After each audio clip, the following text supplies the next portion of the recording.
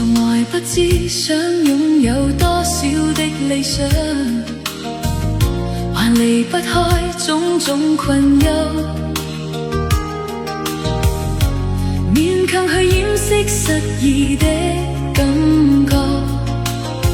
再次聽到昨日的冷嘲，徘徊於街中恐怕只得孤獨，尋回思憶中的碎片，變作了一堆草芥風中散，與你走過午夜的怨曲，總有挫折打碎我的心，緊抱過去抑壓了的手。